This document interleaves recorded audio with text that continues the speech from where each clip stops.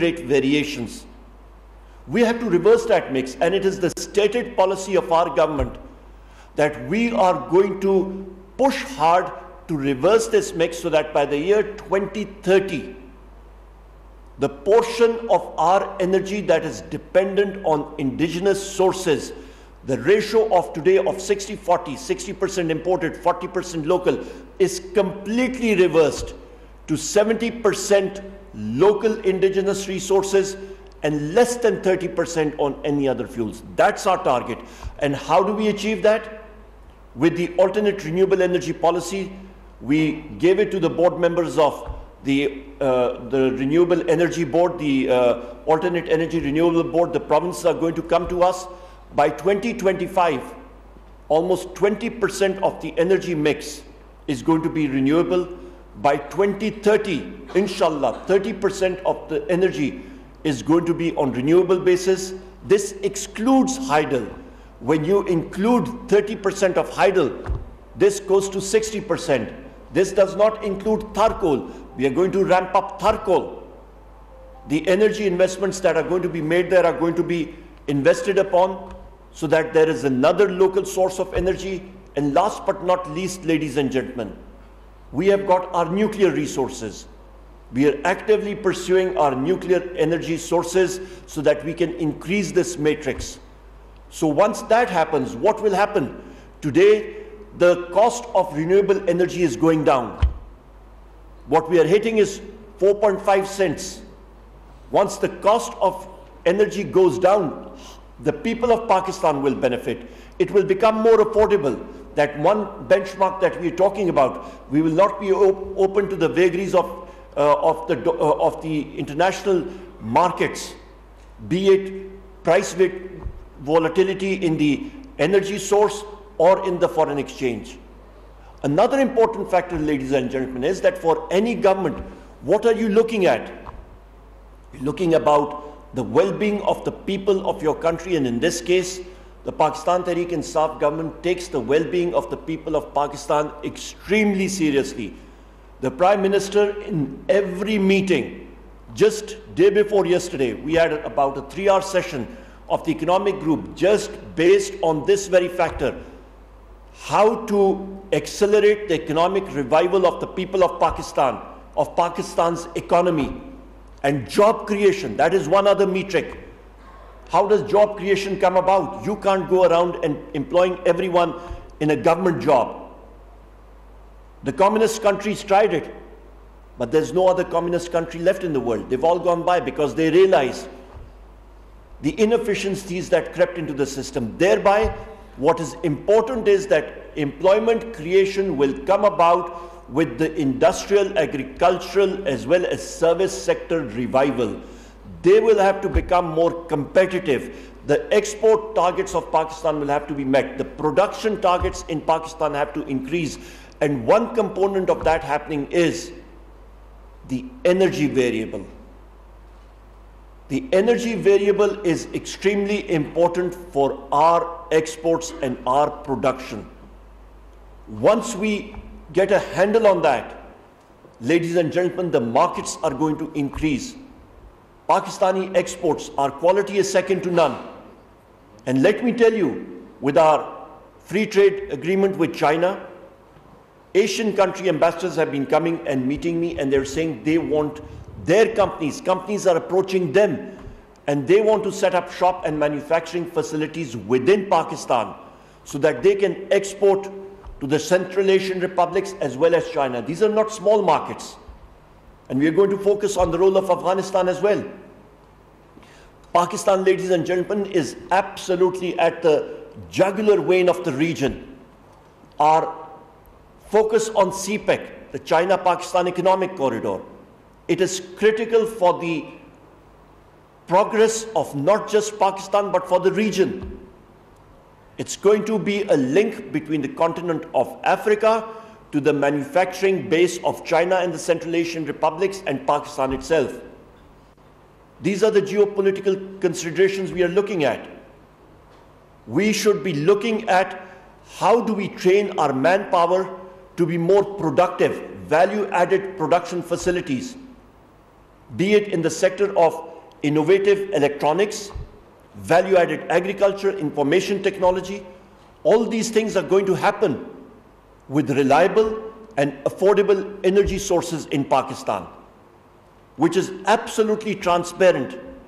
The interaction between the consumer, be it industrial or any other, with the departments should be minimized. The special industrial zones that we are creating, we want to make the process absolutely transparent, minimum transactional costs, reduce the cost of doing business. We've got the backbone of the internet technology available to us. We have to link that, which brings us to another aspect, Mr. Chairman, which is for you and your team and Mr. Shahid and Mr. Lodi and all the other professionals sitting here. And that is the role of today. What we are looking at is the distributed generation that is going to come about.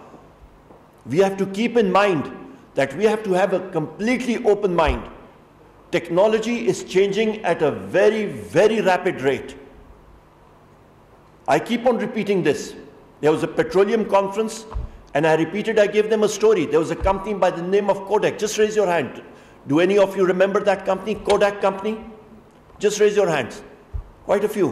Where is that company today? It's gone. They were involved in the film emulsion business. They forgot that there's a technology called digitalization of photography coming about. They didn't keep it on their radar screen. The company went out of business. And they used to have that motto, if you recall, it used to be called the Kodak moment, where they used to photograph or capture the perfect moment.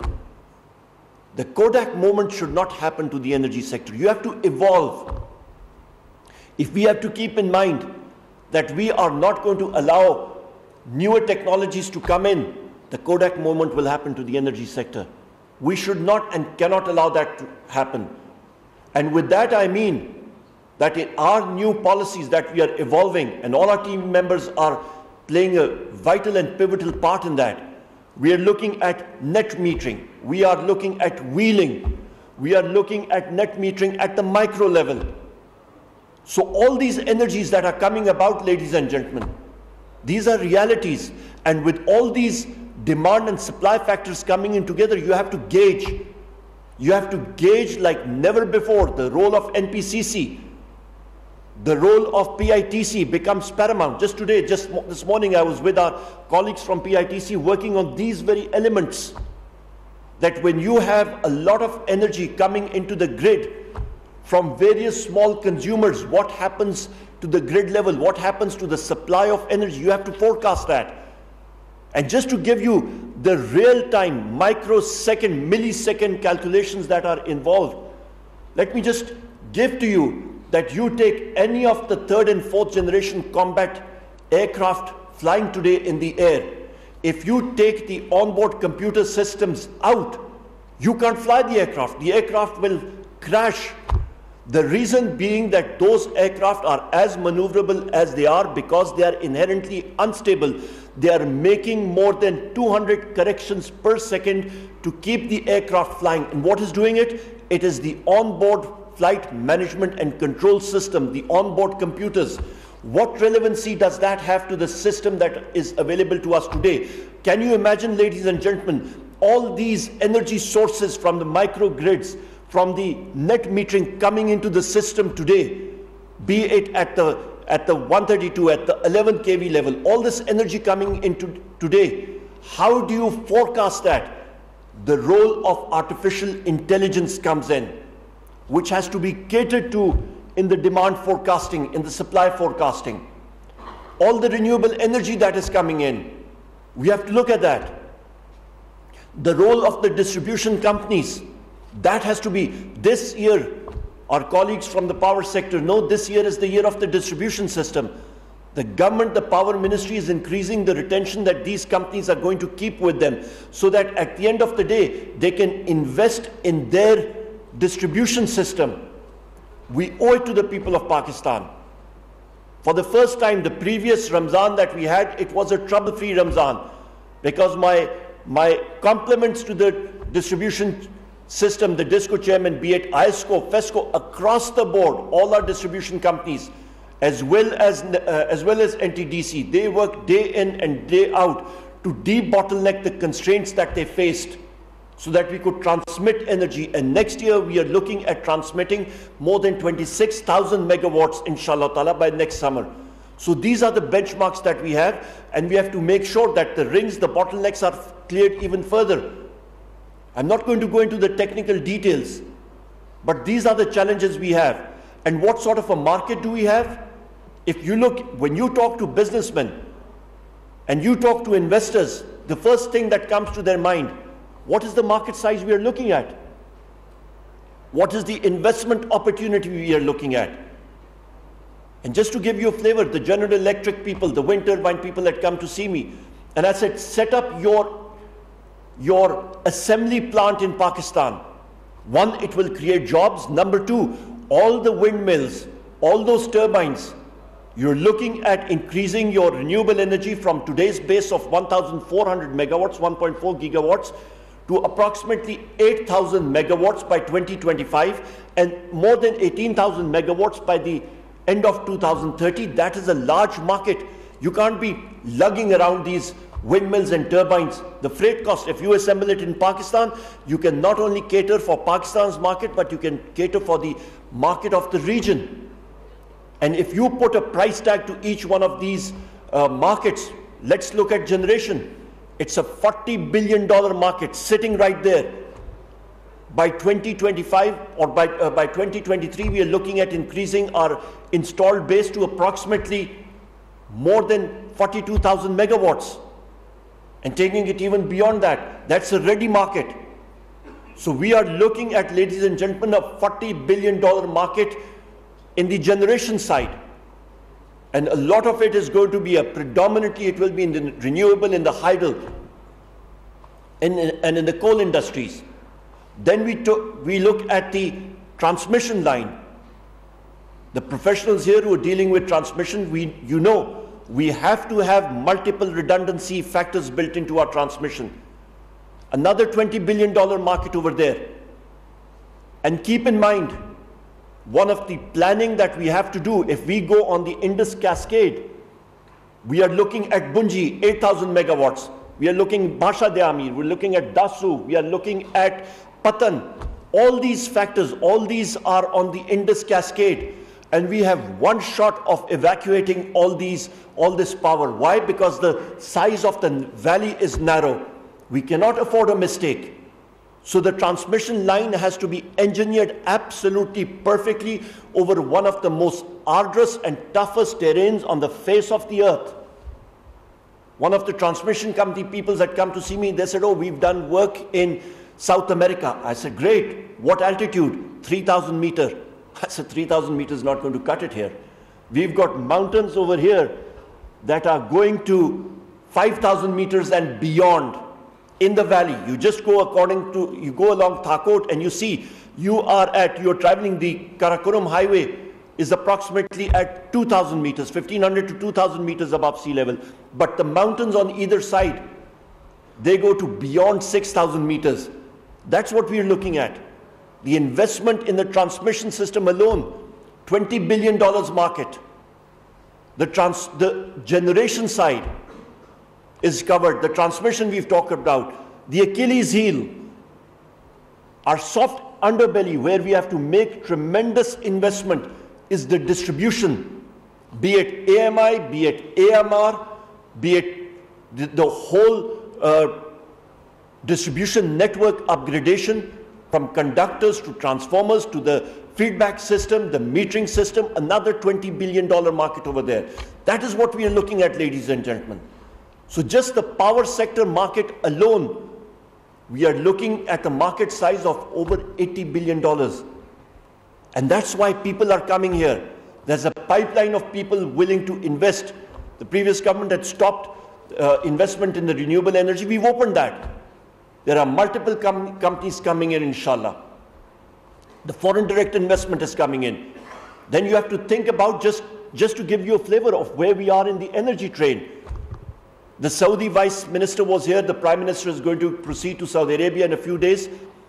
And we talked about, some of the people here know, What we are doing in Balochistan, 500 megawatts, Mr. Chairman, 500 megawatts of solar energy is coming into Balochistan through the Saudi investment. 200 in Quetta city alone.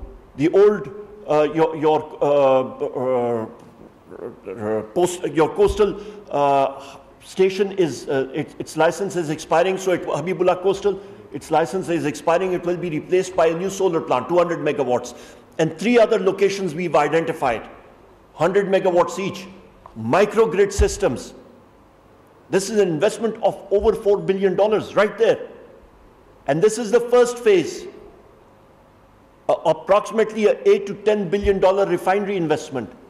Investment in the mining sector. So all these things which come in, it will not only be creating affordable energy, creation of jobs, but it's going to make your job, those of the professionals in this room, Mr. Chairman, you as the head of NEPRA, even more challenging in the sense that these are exciting times to be there in managing this sector, in dealing with a rapidly evolving energy market and system in which technology is going to be playing a key role.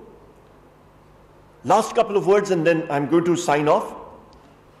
And the day another innovation occurs, those of you involved in the world of computers, the day quantum computing is commercialized, it is going to be a game changer in the world of energy and other factors together. And the difference is going to be between light and day. And just to give you an example, today the computing power available to us, we are looking at binary 0101. That's how the processor works. With quantum computing, that computing power is going to go up, not 1,000-fold.